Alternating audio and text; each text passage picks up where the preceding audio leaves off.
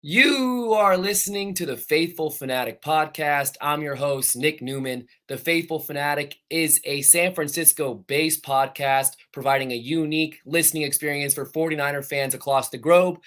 The Faithful Fanatic is now part of the Pigskin Podcast Network, and I want to give a shout out to the folks over at the Pigskin Podcast Network. They just signed their sponsorship deal with DraftKings.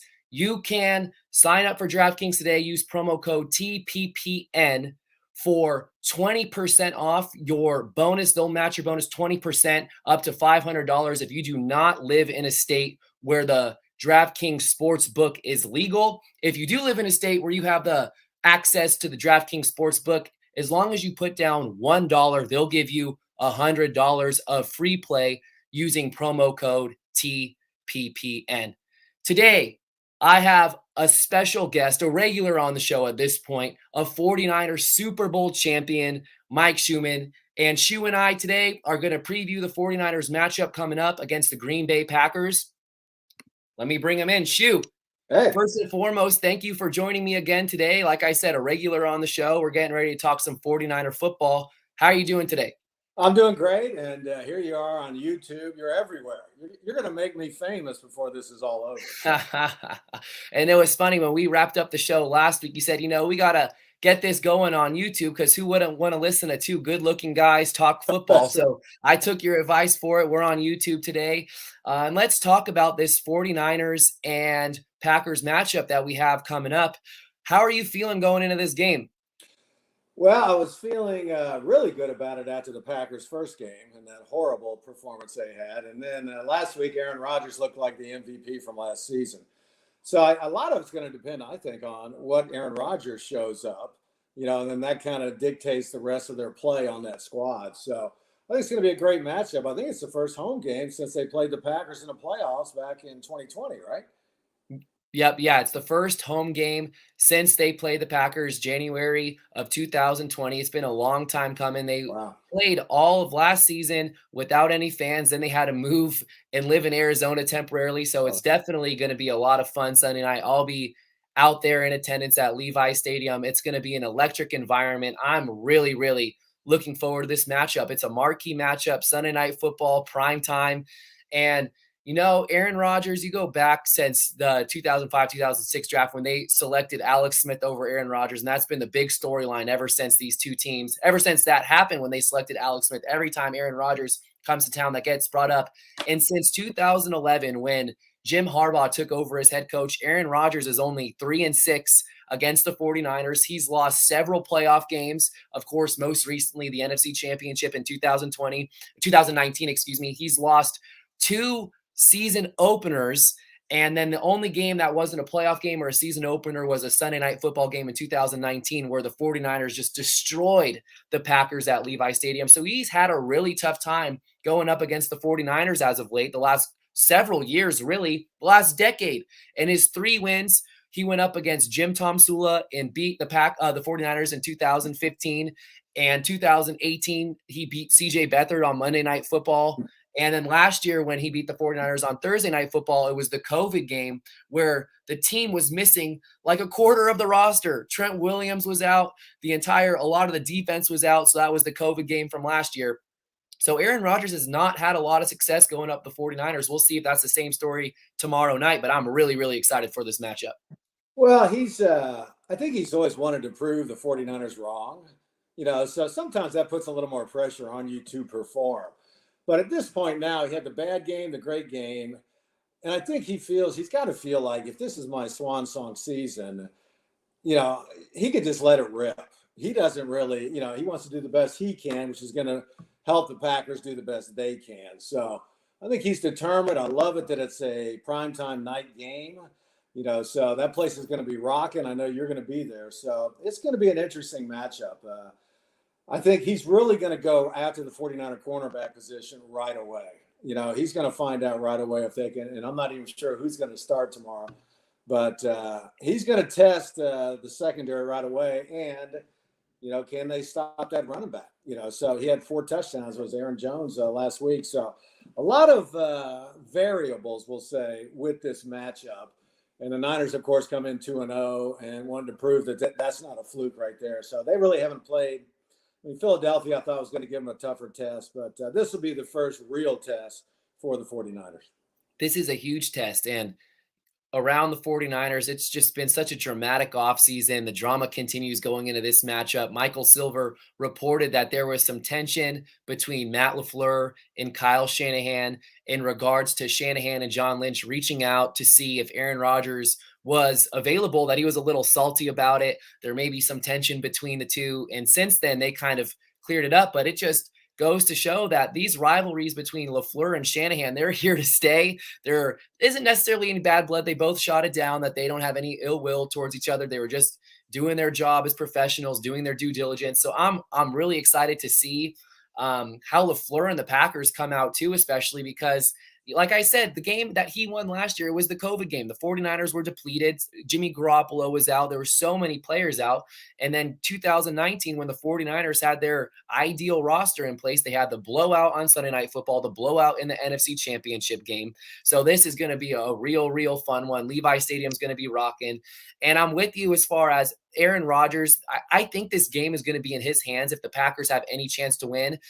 And that's going to be getting the ball to Davante Adams from East Palo Alto, Bay Area native, Peninsula native, one of the best wide receivers in the league. And talking about the cornerback position, I think that's the one area that the Packers may be able to really exploit. The 49ers run defense looked really vulnerable early on against the Lions week 1. Then last week, I thought they looked a lot better against the run. And the Packers haven't had too much success running the football this year. They had a rough game against the Saints week 1 where they were blown out. Then they looked better last week against the Lions, where Aaron Rodgers looked a lot better. So I'm very interested to see this matchup. Aaron Rodgers feeding Davante Adams the ball. Who's going to cover him? I can't wait to see Deommodore Lenoir go up against Davante Adams. And everybody always says that Lenoir hasn't really gone up against anybody. But week 1 of the preseason, granted it is the preseason, he lined up against Tyreek Hill the first couple snaps of the game. And we'll see if Emmanuel Mosley can go. I'd consider him much of an upgrade over Josh Norman, who you could tell he looked pretty spry last week, Josh Norman, in his 49er debut starting opposite of Lenoir. And we'll see what goes on with Davante Adams and when he's lined up across from Norman, when he's lined up across from Lenoir, because we know with the 49ers defense, the cornerbacks don't necessarily shadow the same receiver, guard them the entire game. They kind of hold down their own side of the field. How are you feeling about Lenoir going into this matchup? Well, the NFC North plays a different little brand of football. It's a lot more physical. So Lenoir is going to get a little of that from wide receivers of all things. So it's just going to be different than what he's faced the first 2 games. So we'll see how he reacts.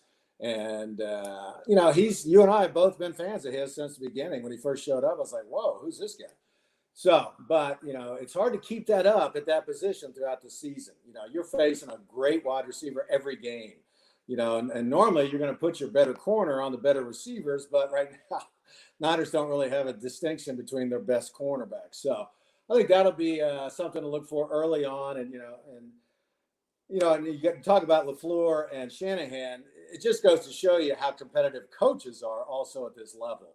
And that was just Shanahan doing his due diligence. Hey, he's available? Hey, let's see if he wants to come back to the Niners. So I don't see either coach getting upset over that. And tell you the truth, it sounded to me like LaFleur was ready to run him out of there anyway and go with Jordan Love. So that's not an issue at all, but it's great fodder for people on social media. Definitely. So, it's just one of these things. We talk about it. Let's just play the game and see what happens. So, let's talk about Brandon Aiyuk. Let's talk about Brandon Aiyuk. Yeah, it's kind of driving me crazy here. And, you and I had talked about last show how Trey Lance and Jimmy Garoppolo kind of alternated. Game 2, there was no Trey Lance. And Shanahan said, well, I didn't feel a need to use him, And now with your running back position depleted, maybe Trey Lance will get some options in this game. But quarterback and the wide receiver positions are rhythm positions. All right? Jimmy's getting in a rhythm. And then all of a sudden he gets taken out for Trey Lance for 1 or 2 plays. That can really take away your rhythm, not only from the quarterback position, but the entire offense, because Trey's got a different cadence. There's all kind of things that go on there. He throws a different ball. Receivers have to react differently to him, get their head around quicker maybe. So, and then with Aiyuk, it's the same thing. And Sherfield, it's a rhythm position. You watch a cornerback on tape, but until you get in the game, you're not going to get a feel for what he's doing. Okay, if I go inside here, he's doing this. If I'm going to break outside, if I have a double move, I've got him on this. But that takes rhythm throughout the game. Even on run plays, I used to run fake routes. I'd run a slant. I'd run a go route. I'd tell the corner, I'm going deep. Let's see if you can run with me. And they'd run with me because they had to cover. And then the running back's right behind me. So it's something you figure out as you play. And if you're going in and out like Aiyuk and Sherfield, neither one of them are going to get a feel, number one. Number two, it's a detriment to the offense, number two. And you don't see a lot of teams alternating their two starting wideouts, maybe in the slot or something like that. So I think Kyle is doing a disservice to the team, whatever he's doing with Aiyuk, whether it's a doghouse thing, trying to motivate him or whatever. But it's just kind of driving me crazy. When I thought about it, I thought to myself, boy, that just takes away from a lot of things they're going to see early in the game, which they can execute later in the game. So that's my 2 cents on that. I think you got to go with one guy and stay with him. Maybe, and then if he's not doing his job, then move the other guy in there and give him a chance. But this alternating, I think it's got to stop. Yeah, and now there's new speculation out there that it's not Kyle Shanahan's doghouse that Brandon Aiyuk finds himself in. It's Jimmy Garoppolo's. And looking at the snap counts by the numbers, we've seen a uptick in the snap counts from Brandon Aiyuk going from week 1 into week 2 over the course of that Eagles game. And of course, there was Garoppolo was so erratic early on in that game where he had Brandon Aiyuk open and kind of threw a high ball where he got hit going up to grab it. So there's some rumors going around that maybe it's Garoppolo that has it out for Aiyuk or is not targeting Aiyuk because Kyle Shanahan's scheming up plays where Aiyuk is open supposedly, and I've seen a couple clips that prove that point. It's definitely worth mentioning though and following along to what's going on. And Garoppolo was on a show the other day where he basically said that Sherfield and Sanu are playing at the same level as Aiyuk, kind of taking a jab at him unintentionally. So I don't know what's going on with Aiyuk. It's been the Deebo Samuel show early on this season. It hasn't been the George Kittle show. It hasn't been the Aiyuk show. The Mostert show ended very early this year on the first offensive drive of the season, second offensive drive, excluding that Jimmy Garoppolo fumble on the first snap against the Detroit Lions. It's been Deebo Samuel. And how about these numbers from Samuel? He leads the NFL in receiving yards. He has the third most receiving yards through 2 games in 49ers history.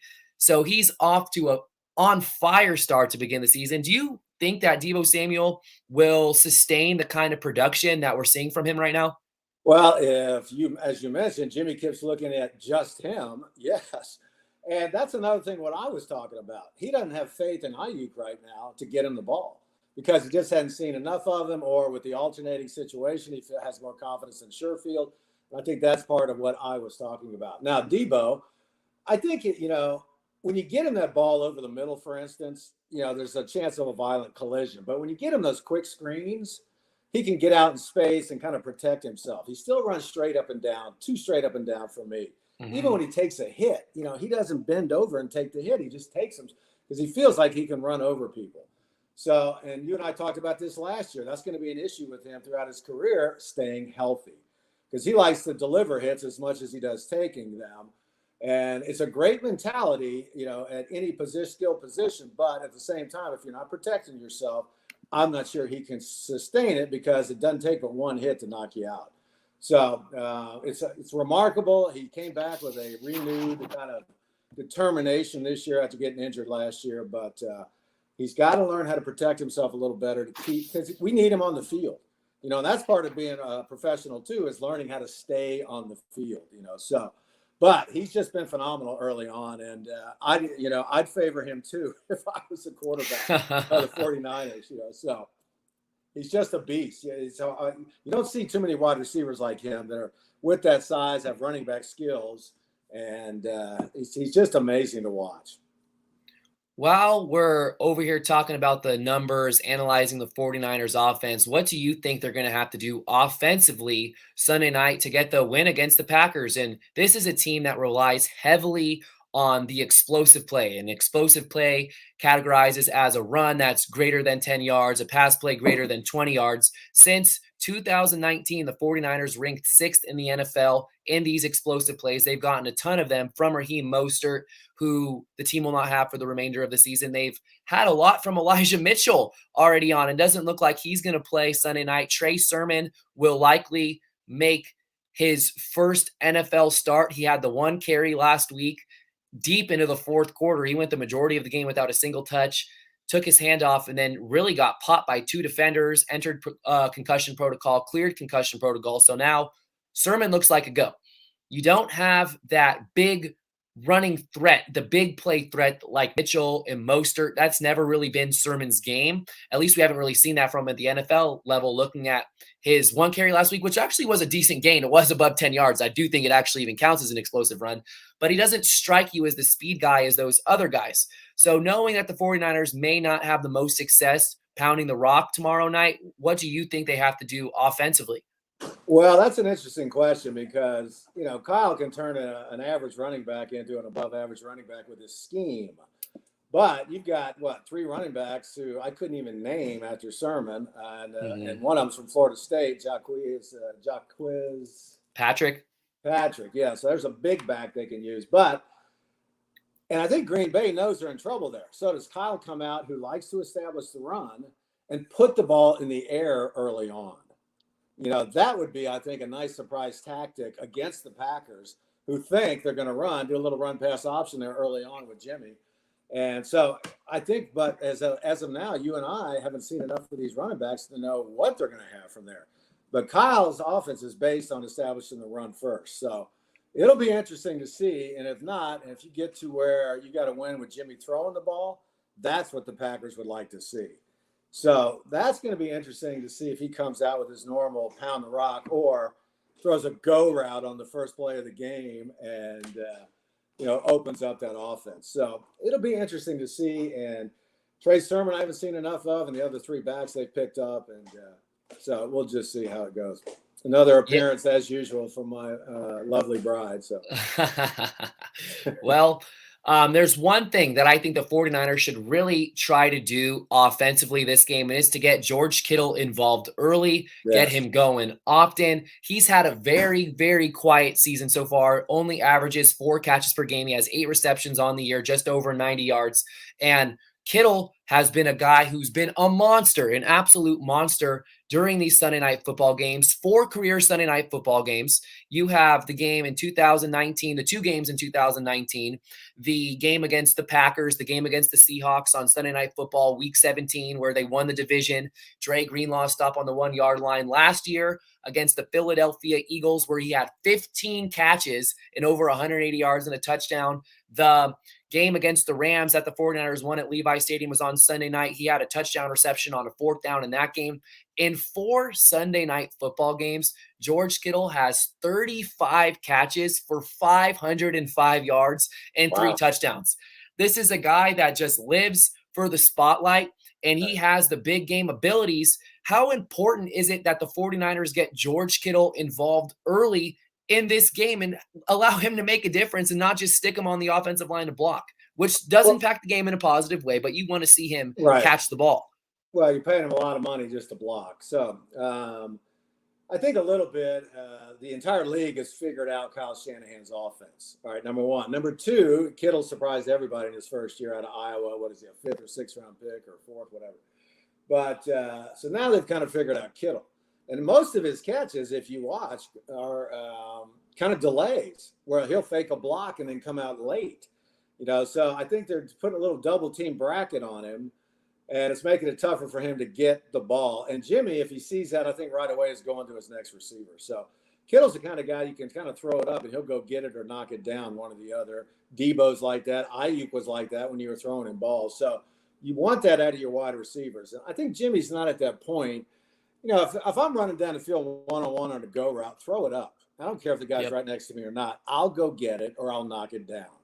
So I think I agree with you. They've got to get him more involved in that offense early on because that'll set up more runs and a lot of things of that nature. So that's a good call right there, especially when the running back position is such in question One of the wide receiver, we're not sure what's going on. So, yes, I agree with you totally there.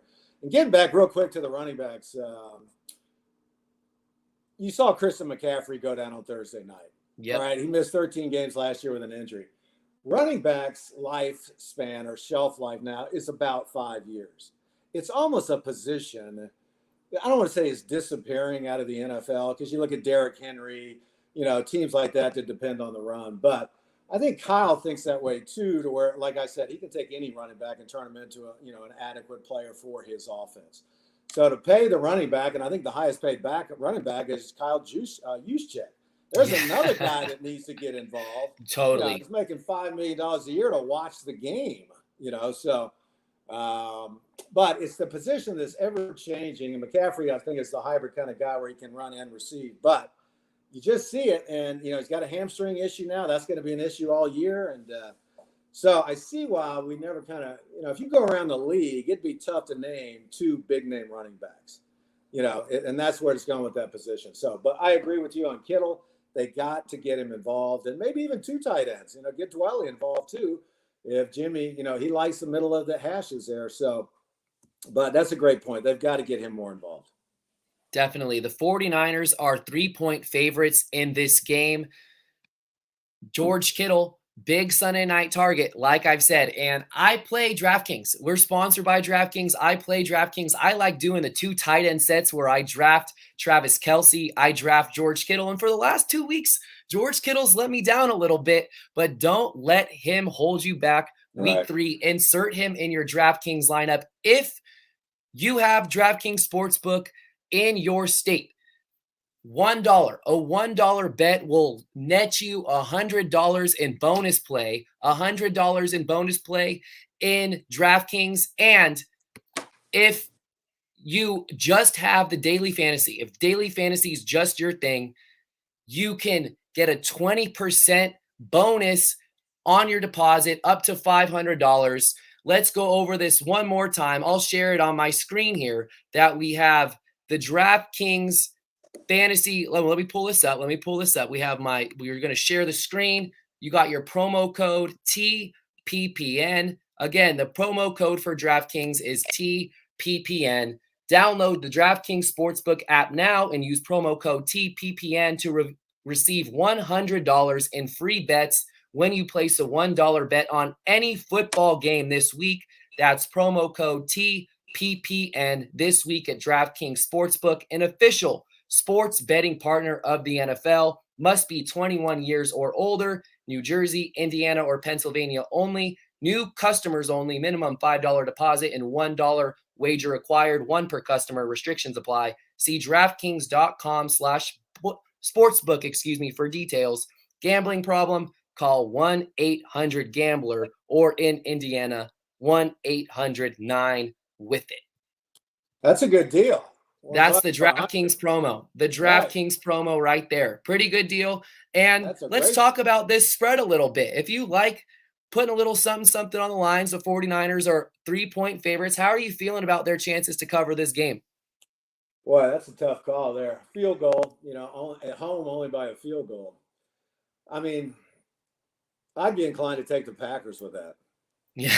Oh, yeah. Okay. Only because it's only 3. If it was 7, I don't know. So, I think they, like I say, I think this is going to be a great matchup. And this is the kind of game this time of the year. I think when we won that Super Bowl in '81, we were 1-2 to start the season. Mm-hmm. And I think we lost to Detroit our first game of the season there, and then went back to Detroit to win the Super Bowl. So, this is kind of a pivotal game for both teams. Green Bay 1-1, Niners fall to 2-1, and then have some issues. That could parlay into something early in the season. And because we only played that 3 preseason games, teams are just still trying to get a feel for what they have as a team. So, but this is a game I think it's kind of a toss-up right now. A lot of people are picking the Niners. It'd be an easy win, but just with Aaron Rodgers, you just never know. It takes one throw from that guy. I mean, last week that throw to the tight end in the end zone right by the DB's ear. Oh, my gosh, yeah. I mean, only he can make those throws. Yeah, it's just incredible. I don't think I've ever seen a guy with a better arm in the league and a quick release. Marino had one But this guy was just phenomenal, is just phenomenal, and you just can't ever count him out. So, but that's a great deal. I'm a betting man myself now that I'm on there. So that's a great deal, and I encourage you to go to DraftKings to check that out. And I like the 49ers with this 3-point spread. They've had a ton of success against the Packers in recent memory, except for last year, that Thursday night game, the COVID game. I'm going to keep referring to the COVID game because you had so many players out. But I like the 49ers in the 3-point line for a handful of reasons. They're very good at picking up solid yardage on first down, staying ahead of the sticks. They rank third since 2017 in average yards per first down.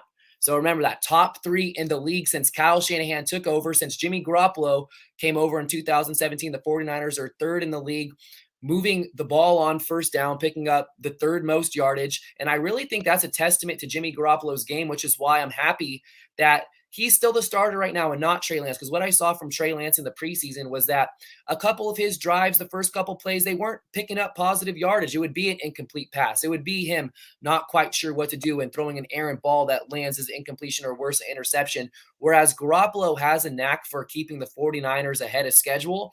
And I do want to touch on Trey Lance a little bit because this is something that you and I have already talked about. I'm confused. I'm genuinely confused on how Kyle Shanahan is going to continue to utilize Trey Lance because it makes no sense. We talked about this after the Lions game. Garoppolo's marching down the field. March, first down. And then here comes Trey Lance, and he does his read option, goes nowhere, does another read option, goes nowhere, and then he gets to throw the touchdown at the end of the drive. And then it was just interesting to the both of us. Why are you taking out Garoppolo in this specific situation where Garoppolo is moving the ball? Like, what's the need for Trey Lance in this situation? And then last week, Garoppolo was struggling, and there was no sign of Trey Lance. And I was thinking to myself, if there was a time to put in Trey Lance to provide a little something for the offense, this would be it. When Garoppolo's sputtering out of the gates a little bit, you need a big play. You need a couple positive yards because that first quarter, the majority of the second quarter were brutal to watch until they had the 90-yard touchdown drive, which Garoppolo led 2 of. And it just makes no sense to me. And then Garoppolo goes on to say that the game plan was for Lance to play against the Eagles. And then the way that the game went, Kyle Shanahan just didn't put in Lance. And I'm just like, so I'm having a hard time following along to the situation. When's the time to put in Lance? Because it was not just in the red zone. We didn't see him in the red zone at all against the Eagles. So it's confusing to me. How do you feel about the Garoppolo-Lance debacle through 2 weeks? Well, the first week, you and I agreed that Jimmy was in the first drive. Let Jimmy at least get one full drive. Jimmy could have easily thrown that pass also. So I had a problem with that. And that's what I talk about with a rhythm position, quarterback and wide receiver. Jimmy's got this great rhythm going. You take him out for, an entire series, and then it's like he's starting all over again. And with the entire offensive line and everybody else. So second week, yes, I agree with you. Jimmy was not stinking it up in the first quarter. That's a time to put Trey in. Get him a couple series maybe, and just go from there. But if you start doing that, now you're playing with a 2-headed quarterback. Plus, Lance had that injury to his finger on his throwing hand, so maybe it's worse than we thought. And Shanahan did not want to get him injured any worse. Because if he chips out or breaks a bone in there, then he's out for the season. So that'll be 2 complete seasons he hadn't played, almost 3. So might have been a little of that. And I think in some ways, Shanahan's got so much pressure in the offseason to, okay, well, you pick this guy number 3, he should be starting. But you got a $25 million quarterback who you committed to and you can't cut now because, they made their decision. So I think Kyle is getting a little, I don't know what I would say. I mean, he runs that team. And sometimes I think he feels the pressure, from maybe even John Lynch too. Well, we got to see more of this kid. But I'm the head coach. I'm going to play him when I want to play him. And maybe in that Eagles game where that offensive line was struggling a little bit, he didn't want to ruin what any confidence Lance had built up to this point. So a lot going on in this situation. I think you commit to Jimmy Garoppolo. If you got a package for Lance, run it, but not in the first series. Mm-hmm. If Jimmy's struggling early on, give him a second series. If he struggles in that one too, then maybe go with Lance for maybe a half a quarter or something like that. But you just can't have an offense where a quarterback thinks if he has one bad series, he's going to get yanked. you can't play under those conditions. Definitely. So, and like I talked about, because of the rhythm of that position. So it's not a great position for a head coach to be in, especially Kyle, who, he's got a lot to prove. He's only had one winning season since he's been here. So he's got so many things and different kind of pressures on him this year. It's made it really complicated for him. Created the one with Aiyuk, has the one built in with Jimmy and Trey Lance. And I think the one solid thing we could say about that offense is that offensive line. Alex Mack, zero pressures and the entire time he's been in there. And I said to you in the offseason, that's the best pickup they've ever had. He has become the quarterback of that offensive line. It's as solid as they've ever been, but they got to get everything else corrected. And that's the difficulty and the beauty of a team sport. Everybody's got to work together for the offense to work. So I don't know. I'd hate to be in that position. I don't know how you feel about it. I think you got to go with Jimmy until you can't, and then go with Trey. Yeah, so there's two things I want to follow up on. The first one is where I stand is, and I'm sure it's where Kyle Shanahan stands too, is that until the team starts to lose football games because of the quarterback play, he's going to keep riding it out with Jimmy Garoppolo. Right. He's not going to make a change until it's deemed necessary or until the pressure becomes insurmountable that he just has to go with Trey Lance. So I think Garoppolo will remain the starting quarterback for the foreseeable future. And talking about the offensive line, this is another reason why I'm so confident in this 49ers as 3-point favorites, giving up 3 points to the Green Bay Packers, is because of the trenches. The 49ers have given up the fewest sacks in the NFL. This ideal offensive line of Trent Williams, Laken Tomlinson, Alex Mack, Dan Brunskill, Mike McGlinchey, who's having a improved season for the most part. There was just one snap that I noticed where I was like, oh, there was a little bit of 2020 Mike McGlinchey in there. Other than that, he's been solid this year. Give Mike McGlinchey credit for putting on weight. He's holding his own on the offensive line. The offensive line looks really, really good. And going back again to why I'm confident in this game, turning things around, looking at the Packers, it is not the same story for them. They're down there, all-pro left tackle, David Bakhtiari. He's not playing this game. Their next tackle, Elkton Jenkins, isn't going to play in this game either. He's doubtful, or at least it's not official yet he's not playing, but it's looking like that. So I'm just thinking to myself, this game is going to be very 2019 Sunday Night Football-like, where Rodgers is getting hit early. He's getting hit often. He's frustrated. I can't wait to see Nick Bosa go to work, and Dee Ford, Eric Armstead, Javon Kinlaw helped out a lot last week. He had that big block field goal on special teams that helped steal back some momentum in that football game. His presence there just in the interior of their defensive line really helped out the run game. So the trenches, they say that's where the game is won, and the 49ers have a huge advantage in the trenches against the Packers. Well, I think this could be a breakout night. Not that Nick Bosa needs it, but coming back from his injury, Sunday night prime time, guy comes up with 3 or 4 sacks on a, suspect left tackle, so that's definitely a possibility, like you just said. So, and you kind of see these things being set up, during the course of the week. Like you said, they're starting tackle out, second tackle out. So all of a sudden you're going, oh boy, Nick Bosa is going to have a night. Yeah. So that's something to watch all night. And like you said, that defensive line is probably one of the best in the league and the deepest in the league. So you got those 4 coming at you. Then you got 4 more or 2 more inside that are just as good or put the same kind of pressure on. So that wears an already weak offensive line down. And that if that were the case, this will be a blowout, Niners all the way. So yeah, I think it can turn into a blowout really quickly depending on how things start off. Just the early rounds, the first punches being thrown really, I think, are going to dictate this game. And the one way I could really see the Packers stealing the show is, Aaron Rodgers getting the ball out quickly. He's hitting Devontae Adams. Adams is just exploiting either Norman or Lenore like we've seen. They have a hell of a running back in Aaron Jones, and his yards per carry isn't that great this year. He's been most effective as a pass catcher. He finds his way to the end zone. He's a red zone threat as a running back. He can get it on the ground, get it through the air. So they have weapons. They have weapons for sure. And like you said, I tweeted out that the Packers were pretenders. And what I meant by that sense was I don't think that they're a true Super Bowl team. I agree with you there. Even though they have Aaron Rodgers, and I question how much Aaron Rodgers really wants to further his football career. I don't know. This might be it. It might be it.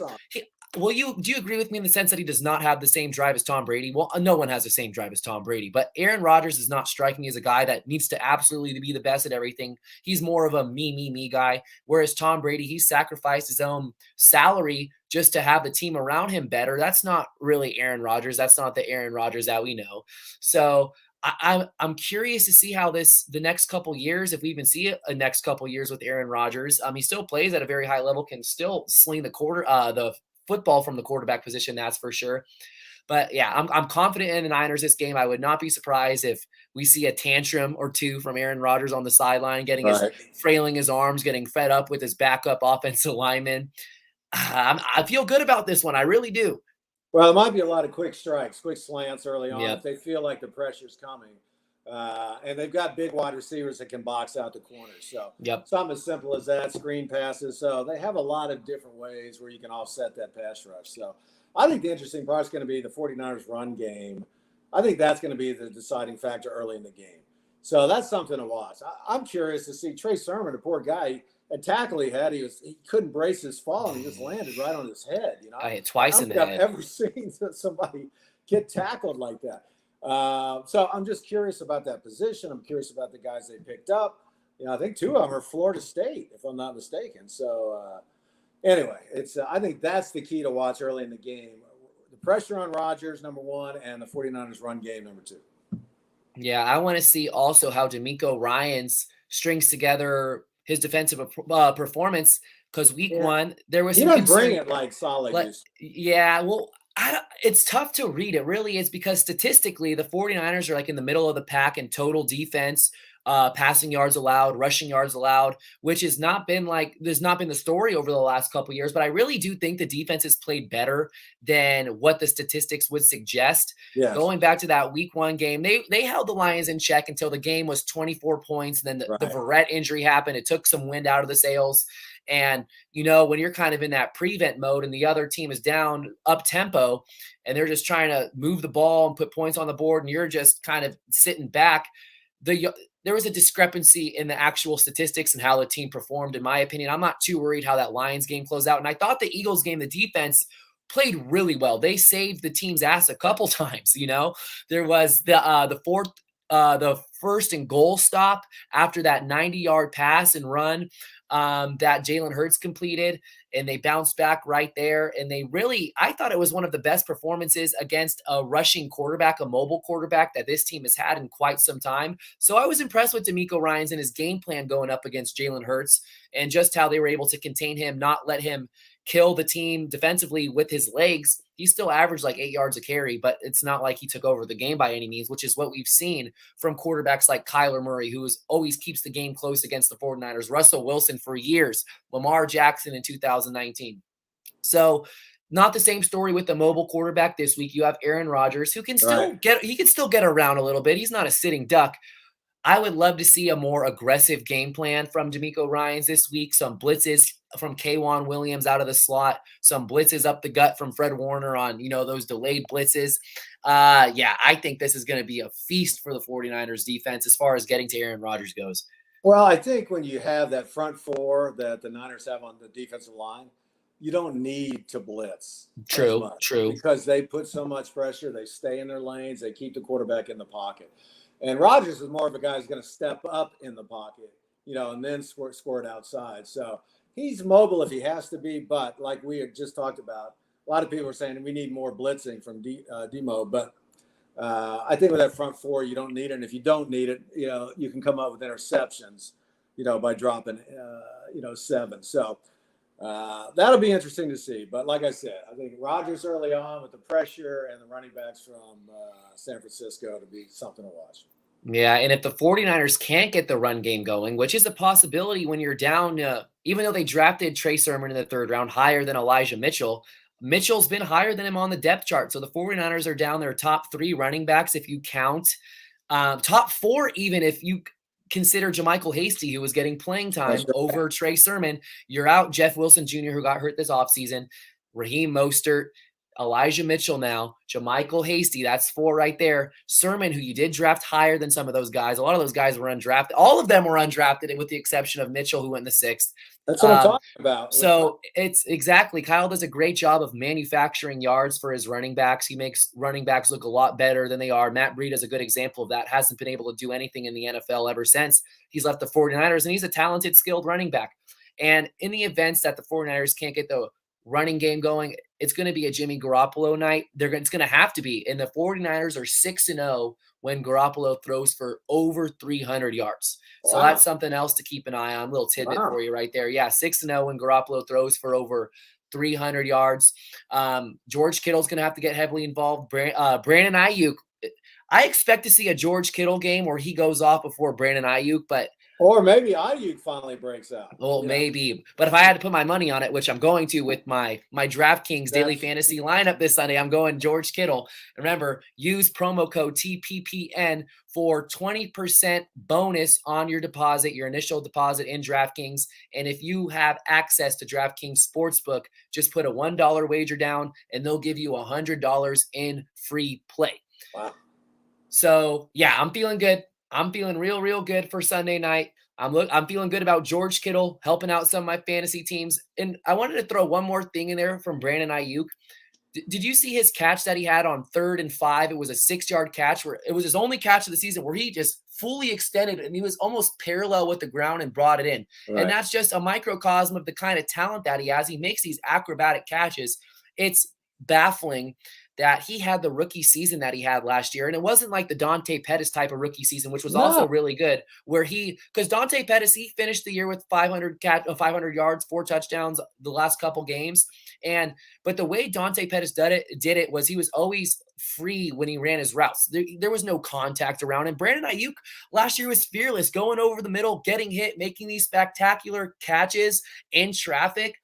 He's so talented that he needs to get involved. Jimmy Garoppolo needs to get him involved. Kyle Shanahan I would love to see him get Aiyuk involved with a couple screenplays early on. Early on, right. And Aiyuk goes up and gets the ball. Goes up and gets anybody on that team. Debo's not a guy that goes up and gets it. He wants to get it and find out where he is. Get it and go. So Aiyuk's a guy who can go up and get it. And, they just miss it. Maybe they feed him early on. Give him a quick slant early to get him in the rhythm and then get Jimmy in a rhythm with him. Yep. Because you got to use all your, skill positions. We're down to kind of Debo, and that's it. Kittle's not involved. Aiyuk's not involved. That's got to change. Yeah, and they can just double up on Debo. And with that, if you're doing that, doubling Kittle, Aiyuk is you should not be able to be covered in the NFL if you're a wide receiver one-on-one. Case closed. So, that's what we need to see. I agree. Get some balls to him early, get to Kittle early. And because you don't know what you have in your run game. So I say look for that. Kyle might, because everybody's expecting the run, might open up throwing the ball. So let's look for that tomorrow night. As we wrap things up here, Episode 5, Season 1 of the new Faithful Fanatic Podcast, partnered with the Pigskin Podcast Network, now sponsored by DraftKings. Give me a final score prediction as we wrap things up. I normally don't do final scores. I know you're going to pick the Niners, right? Yep. Well, okay. I'll just for keep it interesting, I'll take the Packers by a field goal with the spread. Okay. All right. Well, I have a specific score in mind. I think the 49ers are going to win this game. That might not be what I do on DraftKings when I get off. For the YouTube show. For the show, for the people. I'll take the Packers in a field goal. Packers by a field goal. 27-24. 27-24. I like the Niners 31, put up 31 points, give me 4 touchdowns, Robbie Gould field goal, and hold the Packers to 23 points. So an 8-point victory. They cover the spread. Everybody's happy Monday morning, a little more money in our pockets here as we take the 49ers -3. Although you're doing it for the show to have some variety in our exactly. YouTube exactly. We can't just do this local thing anymore. So of course, I'm it's going to be Green Bay. You're huge in Green Bay. I'm sure of it. And Florida State. a quick story. We traveled back to the Green Bay game. God, I can't remember the year, but it's when that polar thing came through.